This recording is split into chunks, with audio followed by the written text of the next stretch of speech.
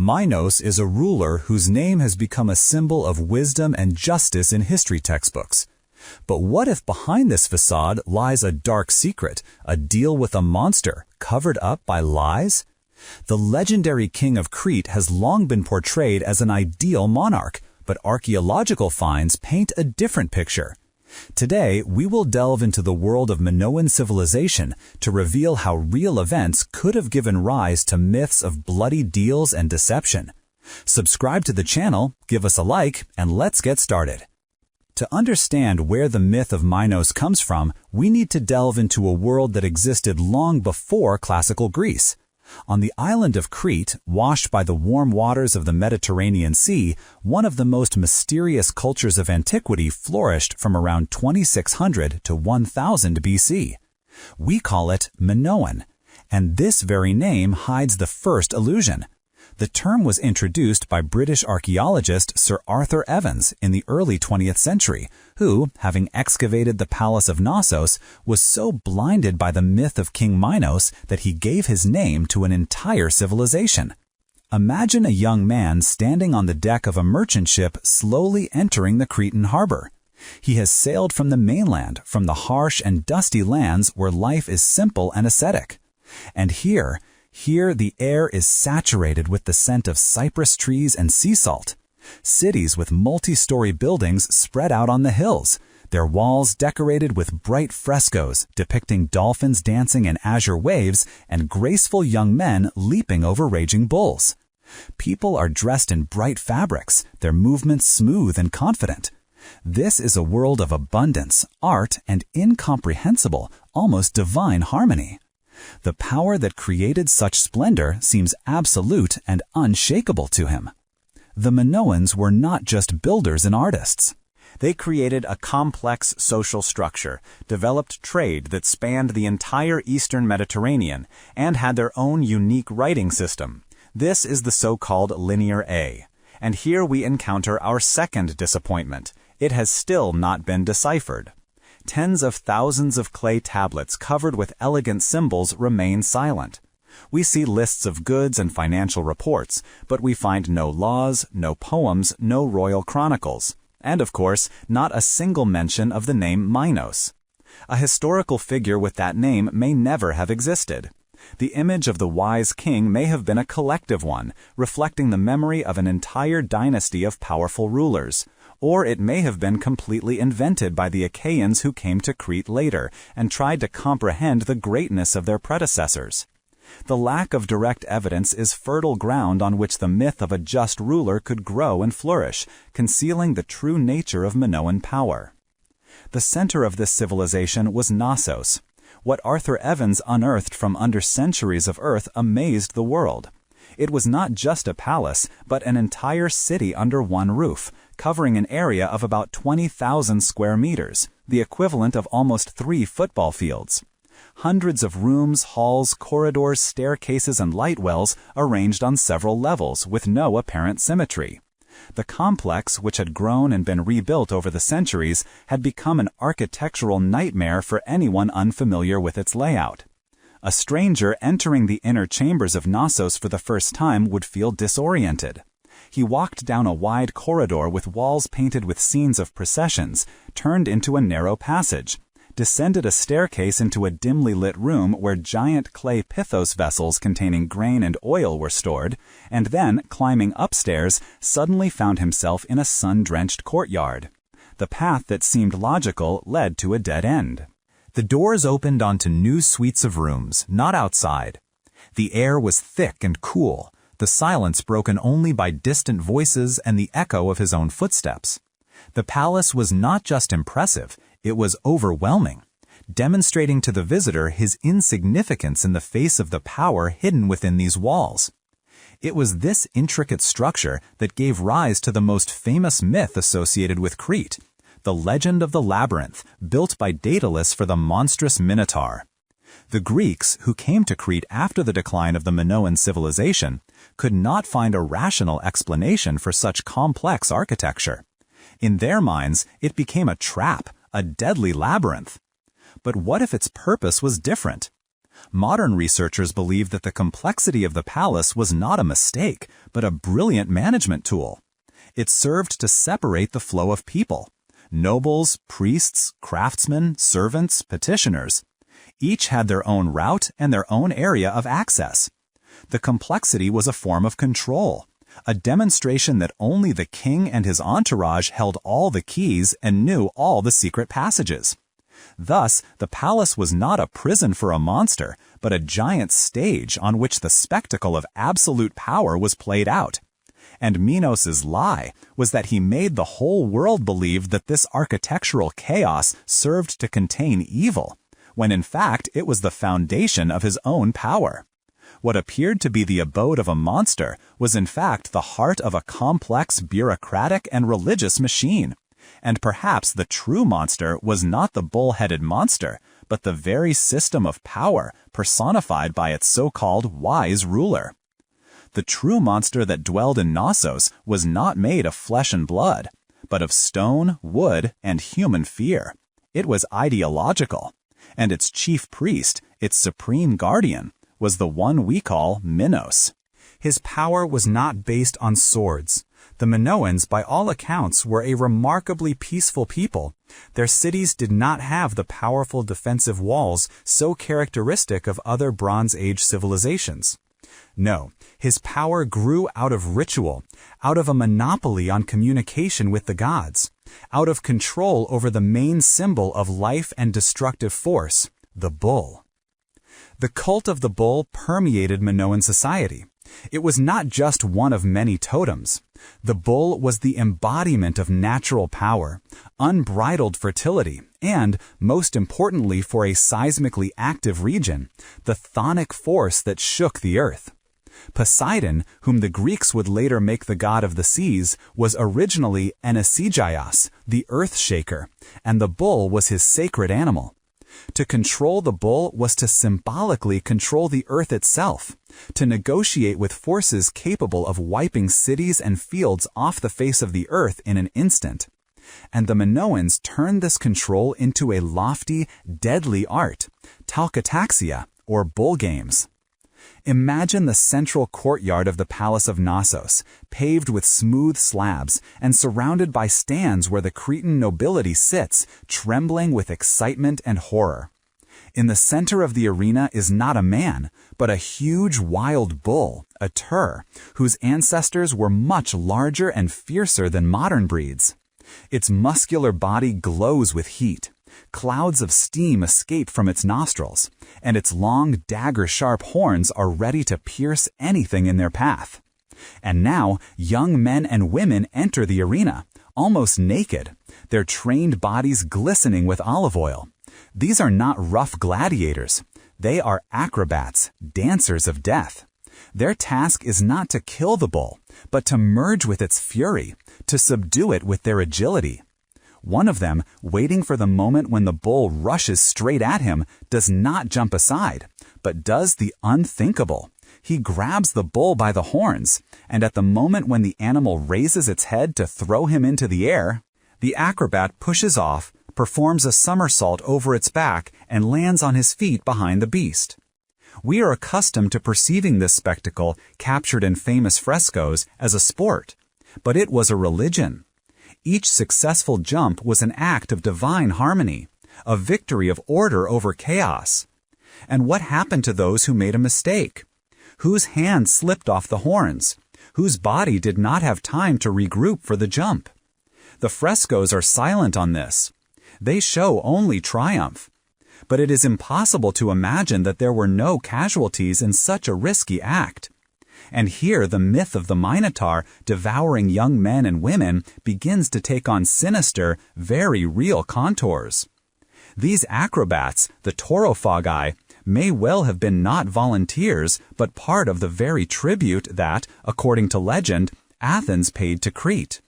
Young lives sacrificed not to a bull-headed monster in a dark dungeon, but to a very real bull in a sun-drenched arena, in full view of the wise ruler. It was the same bloody pact, only not with a monster, but with the gods and his own people. The ruler demonstrated that he was able to appease the elements by sacrificing to them the most precious things, youth and beauty. And his lie was that this cruel ritual was presented as the highest manifestation of civilization and divine protection. But if bull games were a public theatrical form of sacrifice, were there other, darker rituals hidden from prying eyes? For a long time, Minoan civilization was considered an almost utopian, flowery culture, alien to violence. This image, created largely by Evans himself, collapsed in 1979. On the slope of Mount Yuktos, towering above Knossos, in the village of Onomospelia, archaeologists Yanis and Efi Sekalaraki made a discovery that forced a re-evaluation of all ideas about Minoan religion. They excavated a small sanctuary destroyed by a powerful earthquake around 1700 BC. The remains of 4 people were found under the rubble of the roof. One of them, a woman, probably a priestess, lay sprawled on the floor. Next to her was a man, possibly a priest, tall and stately, clutching a ritual vessel in his hand. But the most shocking discovery awaited them in the central room. On a stone altar lay the bones of a young man, about 18 years old. He was lying on his side with his legs tied behind his back, which ruled out any cause of death other than violence. A magnificent bronze dagger engraved with a boar's head was found next to him. Analysis of the bones showed that the young man had died from blood loss. His carotid artery had been cut. The picture that emerged was terrifying. At the moment when the first tremors of the earthquake began to shake the building, the priests desperately tried to perform the highest act of appeasement of the gods, human sacrifice. But they did not have time. The devastating cataclysm engulfed them all, sealing this terrible scene for millennia. This discovery caused a storm in the scientific world. Many refused to believe that the elegant and artistic Minoans could have practiced such a thing. But the facts were stubborn. Later, similar, though less conclusive, evidence was found in other places, including Knossos itself, where the bones of several children with cuts characteristic of ritual cannibalism were discovered in the so-called North House. This discovery caused a storm in the scientific world. Many refused to believe that the elegant and artistic Minoans could have practiced such a thing. But the facts were stubborn. Later, similar, though less conclusive, evidence was found in other places, including Knossos itself, where the bones of several children with cuts characteristic of ritual cannibalism were discovered in the so-called North House. This is the ugly truth that the facade of wise rule had concealed for so long. The power of Minos, or those we call by that name, was absolute not only in an administrative sense, but also in a sacred sense. It extended to the right to take human life for the good of the state. The myth of the Minotaur demanding human sacrifices ceases to be just a fairy tale. It becomes a metaphor reflecting the real practice, the cruel necessity of maintaining order through bloodshed. Minos' lie was that he may have convinced his people and neighboring tribes that these sacrifices were necessary, that they were the price of prosperity and protection from the wrath of the gods. He created a system in which a monstrous act was clothed in the form of a sacred duty. But what about the maritime power, the very thalassocracy that the Greek historians Thucydides and Herodotus wrote about with admiration? They claimed that Minos was the first to create a fleet, rid the sea of pirates, and establish his rule over the Cyclades Islands. At first glance, this is further confirmation of his wisdom and foresight. But let's look at it from another angle. What does cleansing the sea of pirates mean when carried out by a dominant maritime power? Often it means destroying competitors. Anyone who did not obey the rules established by Crete was automatically declared a pirate. The Minoan fleet, consisting of light and fast ships with a characteristic high bow, was not only commercial but also military. It allowed control of the sea routes leading to sources of raw materials that were not available in Crete: copper from Cyprus, tin from Asia Minor, gold from Egypt. This hegemony, later called Pax Minoica, Minoan peace, by analogy with Pax Romana, was most likely a peace imposed by force. Archaeologists find traces of Minoan influence throughout the Aegean Sea, from mainland Greece to the islands of Rhodes of Melos. But was this influence exclusively cultural and commercial, or was it backed up by threats? The legend of the tribute that Athens paid to Minos is, in essence, a description of vassalage. Athens, then still an insignificant city, was forced to regularly send its children to Crete. Historians long considered this to be pure fiction, but in light of what we now know about Minoan rituals, this story takes on an ominous authenticity. Imagine a Minoan ship arriving in the Bay of Athens. It does not carry soldiers in armor on board. Its crew are well-dressed, confident people. But their arrival causes fear rather than joy. They have come for tribute. And it is not grain or silver. It is living people. Refusal would mean a trade blockade and possibly a punitive raid. The Minoans did not need to conquer Athens and leave a garrison there. It was enough for them to demonstrate their power at sea to keep dozens of such coastal settlements under their control. Their power was like that of a racketeer offering protection in exchange for extortion. And Minos's lie here was that this plunder, this system of state terror, was presented as just retribution for the murder of his son Androgeus, as the myth describes it. He created a legal and moral precedent to justify his cruelty, turning an act of imperial aggression into an act of lawful justice.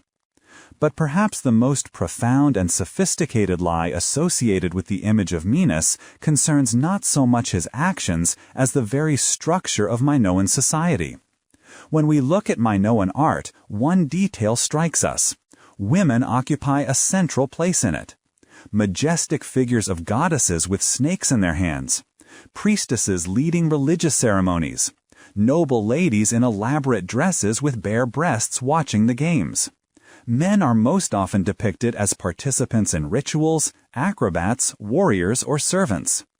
The main deity of the Minoan pantheon, apparently, was the great goddess, the goddess of nature, life, and death. This leads many researchers to believe that Minoan society, if not a full-fledged matriarchy, at least gave women a key role in religion and possibly in government. Now let us recall the Greek myth. Who is Minos? He is the son of Zeus, the patriarchal god of thunder. His wife, Pasiphae, is portrayed as a wicked woman, consumed by an unnatural passion for a bull, which results in the birth of a monster. His daughter, Ariadne, is a traitor who helps the enemy Theseus kill her stepbrother and destroy the foundations of Cretan power because of a sudden love. What do we see? We see a classic patriarchal inversion. A powerful priestess or queen, possibly bearing the title Pasiphae, all-shining, is transformed in the myth into a promiscuous wife. The divine union with the totemic animal, the bull, a common motif in ancient religions, is reduced to bestiality. The priestess who holds the keys to the sacred labyrinths, perhaps Ariadne, the most holy, becomes a naive girl in love. The myth of Minos, as it has come down to us, was created and recorded by the Achaean Greeks and later by the Hellenes. They were bearers of a completely different, warlike and patriarchal culture. Having captured Crete after the decline of the Minoan civilization, they encountered a legacy that was alien and incomprehensible to them. They could not accept the idea of a female deity or women in power. So they rewrote history. They placed a figure they could understand at the center of the narrative, the powerful male king, Minos. All female images that carried echoes of former greatness were demonized, weakened, and subordinated to him. The great lie of Minos is the figure of Minos himself, created as an ideological battering ram to crush the memory of a world where a woman could stand at the center of the universe. The final blow to this civilization was dealt by nature. Around 1628 BC, although the dates are being refined, a catastrophic volcanic eruption occurred on the island of Santorini, ancient Thera, located just 100 kilometers north of Crete. It was one of the most powerful cataclysms in human history. A huge tsunami, tens of meters high, crashed onto the northern coast of Crete, destroying the fleet, port cities, and coastal settlements. A cloud of volcanic ash covered the island, poisoning the soil and causing crop failures for several years. The economy, based on maritime trade and agriculture, was devastated. For the Minoans, this was not just a natural disaster, it was a sign. The gods had turned their backs on them. All the bloody sacrifices and complex rituals had been in vain. The power of the rulers of Knossos, based on their belief in their ability to negotiate with the higher powers, was shaken, and new forces rushed into the breach. The Achaeans came from the mainland, warlike tribes who spoke an early form of the Greek language. They brought with them bronze swords, chariots, and their male gods, led by Zeus. They did not destroy Minoan culture completely. They captured Knossos and other palaces, adapted Minoan writing for their own needs. This is how Linear B appeared, which, unlike Linear A, was deciphered. But they left their mark on everything. It was during this period, the period of Mycenaean rule in Crete, that the myth we know began to take shape. The new rulers of the island had to somehow explain and legitimize their power. They could not simply erase the memory of the great civilization that had preceded them. Instead, they reinterpreted it. They created the image of the last great king, Minos, endowing him with traits of justice to show the continuity of power, and, at the same time, tyranny, to justify his overthrow by the Achaean hero Theseus. They took real elements of Minoan culture, the complex palace, the cult of the bull, ritual games, maritime domination, and wove them into a dark tale of monsters and bloody tribute. This tale was not just entertainment, it was an act of political propaganda that cemented the image of Minoan civilization as something outdated, corrupt, and in need of purification, which was brought about by the new Greek heroes. Thus, Minos is not just a liar, he is the lie itself, a grandiose historical phantom created on the ruins of a great culture. His wise rule is a facade concealing a complex system of ritual violence and economic coercion. His contract with the monster is a distorted echo of real religious practices, too alien and frightening for those who came after. Looking at the archaeological facts through the prism of myth, we cease to see Minos as the just judge from the underworld, as he was later portrayed by the Greeks. Instead, we see the tragic and frightening figure of the ruler of a civilization that balanced on the edge of refined art and primitive cruelty, and fell not so much under the blows of its enemies as under the weight of its own fears and the wrath of the planet itself. The story of Minos is not the story of one man. It is a story of how victors write history, turning a complex and multifaceted reality into a convenient black and white myth. And the biggest lie we continue to repeat is to call him a king, when he may have been only a mask hiding the face of the great goddess. This architectural deception was only the outer shell, the visible part of the iceberg of total control.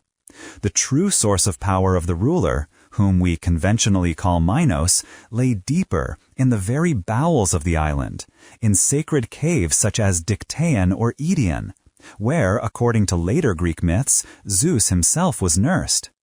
These caves were not just geological formations, they were gateways to another world, the womb of Mother Earth.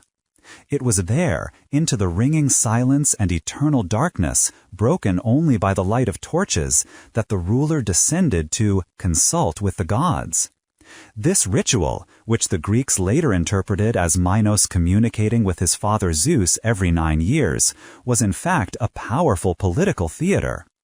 Imagine this procession. Dozens of priests and priestesses in ritual robes, their faces hidden by masks, lead their lord to a gaping hole in the rock. The common people remain outside, forbidden to follow. They can only see the figure of the ruler disappearing into the darkness, going where mortals are forbidden to enter. What happened inside? We can only guess. Perhaps these were psychedelic rituals involving hallucinogenic plants, traces of which are found in Minoan vessels. Perhaps these were acoustic performances, where priests hidden in crevices spoke with the voices of the gods, creating the illusion of direct contact with the other world for the ruler and his inner circle. When he came back out into the light, pale, with burning eyes, he brought his people not just a decree, but the divine will. Any law, any tax, any decision about war or peace announced after such communication became indisputable. It was the absolute legitimization of power through mystification.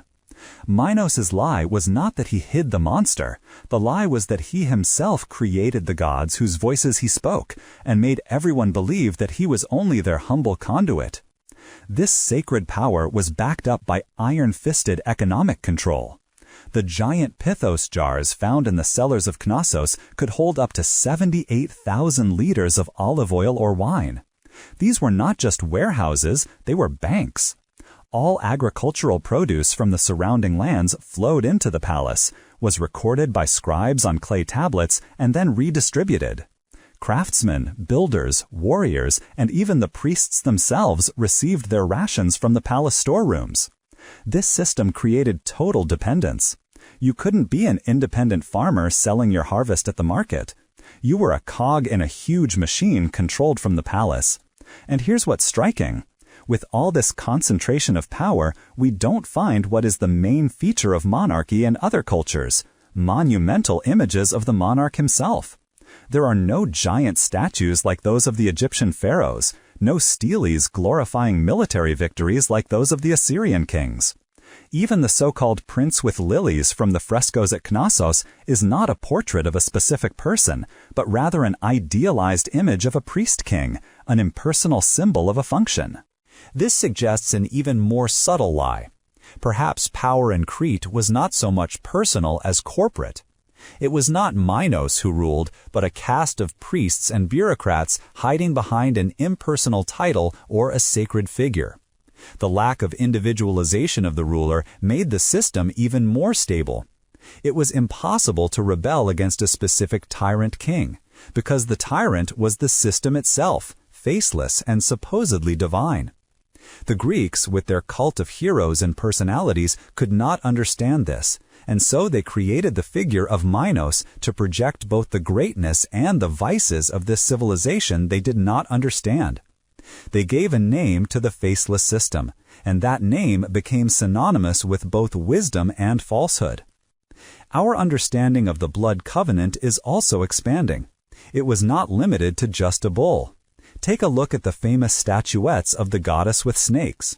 A female figure with bare breasts in a lush skirt holds writhing snakes in her hands.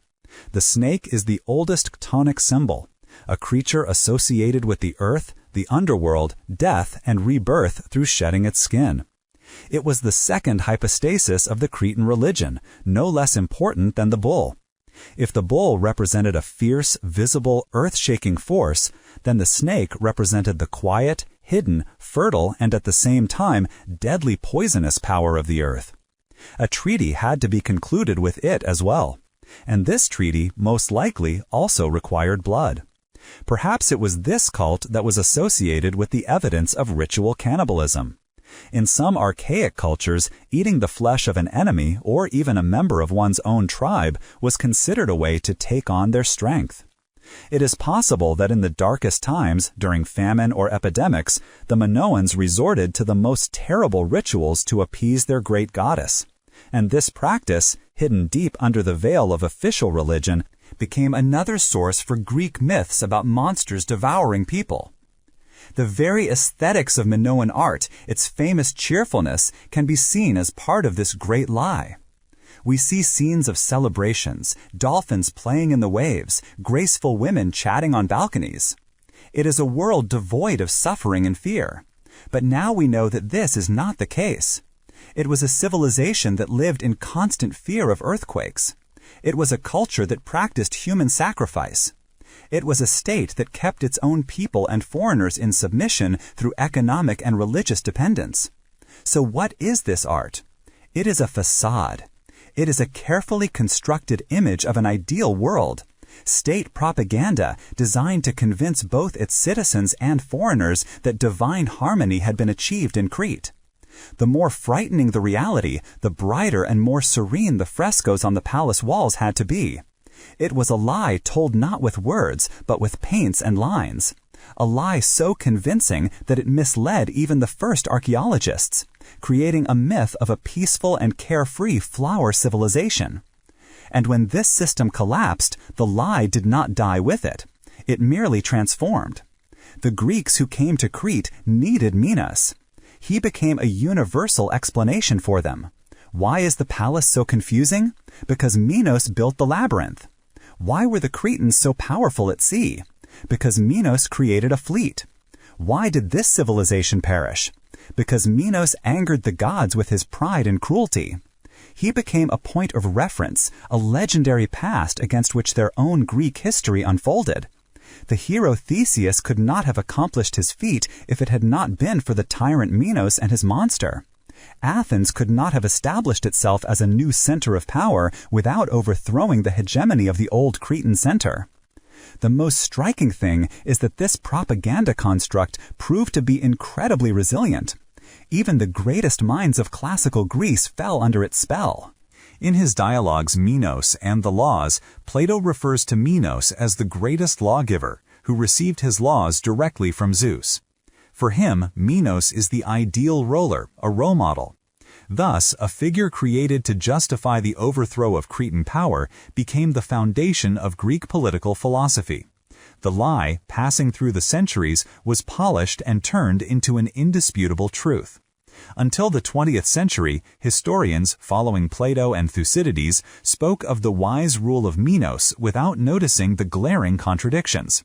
They saw him as the first Greek, the first European monarch, ignoring the fact that his civilization was pre-Greek and perhaps completely alien in spirit. They accepted the myth because it was convenient and fit into their worldview, where history moves from Eastern despotism to Greek democracy.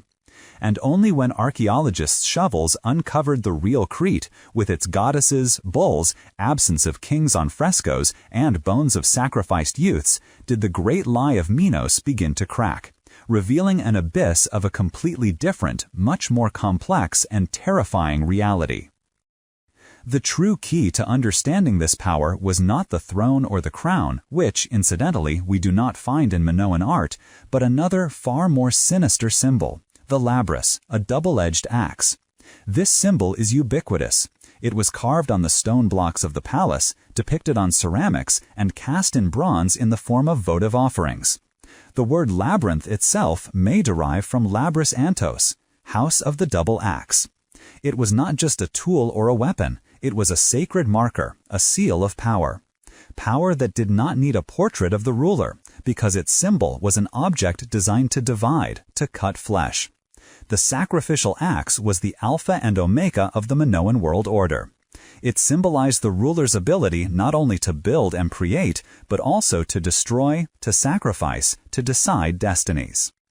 Every inhabitant of Crete, seeing this sign on the wall of the palace or on a sacred vessel, understood that behind the outward harmony and prosperity lay the right to legalized murder in the name of the gods and the state. It was an unspoken social contract where the price for peace and abundance was the willingness to accept sacrifice when the system demanded it. This impersonality of power is confirmed by the most eloquent of all evidence, the silence of clay tablets. Thousands of documents written in Linear A tell not of great victories and the divine origin of kings, but of things that are horribly prosaic. Lists, inventories, debt receipts. How many sheep are in the flock? How many jugs of oil are stored in the pantries? How many workers received their rations? This reveals another, perhaps the most profound lie of Minos. The myth paints a picture of a charismatic monarch who decides destinies. The facts point to a cold, calculating, and soulless bureaucratic machine. The real ruler of Crete was not a man, but a system of accounting and control. The monster that lived in the labyrinth was not the fruit of unnatural passion, but the product of total bureaucracy, which entangled every aspect of life, from birth to death, in its webs. A person in this system was not an individual, but an accounting unit, a line in a clay ledger. And when a sacrifice was required, it was chosen not out of hatred or anger, but with cold expediency, like writing off obsolete inventory from a warehouse. Minos the man was perhaps only the high priest of this cult of total administration, its mouthpiece, hiding the faceless face of the system behind a mythical pedigree. But lies cannot be sustained by fear alone. They need bait, sweet bait. And the Minoans were unrivaled masters at creating it. Their Kamare-style pottery, thin-walled like eggshells and painted with bright spirals and flowers, was not just a commodity. It was a cultural poison that spread throughout the Mediterranean. Kings and chiefs of other nations, acquiring these elegant vessels, were buying not just a bowl, but a piece of the Cretan world, the idea of a higher, unattainable civilization. It was soft power in action. While your warriors fight with crude bronze swords, we in Crete drink wine from vessels that resemble flowers. This aesthetic hegemony made economic and political dependence more acceptable, even desirable. And this same play of light and shadow, illusion and reality permeated the very architecture of the palace. The famous light wells of Knossos were not just an engineering solution.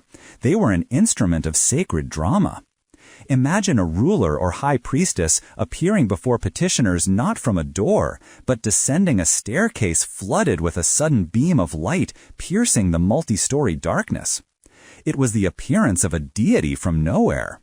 The authorities controlled not only space, but also light, creating in their subjects the feeling that they were inside a living, breathing organism whose laws were incomprehensible to mortals. And this lie proved so perfect that it outlived its creators. The Romans, themselves unsurpassed masters of imperial lies, looked at the Cretan myth with admiration and horror. Virgil in the Aeneid places an image of the labyrinth on the gates of the Temple of Apollo as an eternal reminder of the wild, unbridled passion that Roman order must tame. They recognized in this story a kindred spirit, a story about power that needs a monster, real or imaginary, to assert itself. This deception was carved not only in the stone of the palaces, but also in the minds of every inhabitant of the island. The ubiquitous symbol, the so-called horns of initiation, crowned the roofs of buildings and adorned altars. For a long time, historians saw them as nothing more than a stylized representation of bull's horns. But it was the seal of the system, its trademark, affirming the monopoly of power over dialogue with chthonic forces. In a world where the earth could open up beneath your feet at any moment, this symbol promised order. It was the visual embodiment of that very bloody covenant. We, the priestly elite, take on the burden of communicating with the fury of the earth, and you pay for it with complete submission. Fear of earthquakes was a better guarantee of the regime's stability than any army. This ideology was exported along with amphorae and daggers. Every item of Minoan craftsmanship that found its way to Mycenae or Egypt was not just a commodity, but a carrier of cultural code. It spoke without words. We are the center of the world. We possess harmony, and you are only the periphery, striving to imitate us. By purchasing Cretan luxury goods, foreign leaders unconsciously acknowledged their subordinate position, becoming cultural vassals. Even their funeral rites changed under the influence of Crete, demonstrating that the Minoan lie was capable of colonizing not only markets but also souls. This system gave rise to a unique form of bondage, not slavery in chains, but total dependence on the palace's distribution. You could be a skilled craftsman, but your clay and copper belonged to the palace. You could be a talented farmer, but your harvest was taken by the scribes. The absence of powerful city walls, which so delighted historians, was not a sign of peacefulness, but the highest form of psychological control. We do not need walls, because the real threat is not outside, but inside, in the bowels of the earth, and only we know how to negotiate with it. Minos remains an enigmatic figure, whose image as a false king with a blood covenant is more a product of mythology than historical fact. Archaeological discoveries, from the palace at Knossos to evidence of human sacrifice, show that legends grew out of the real cultural practices of the Minoans. Understanding this, we see how history and myth often merge, reminding us of the importance of a critical approach to the past. Perhaps the true covenant is our desire to unravel the mysteries of ancient civilizations. Subscribe to the channel, like the video, and see you again in the world of myths and their hidden truths.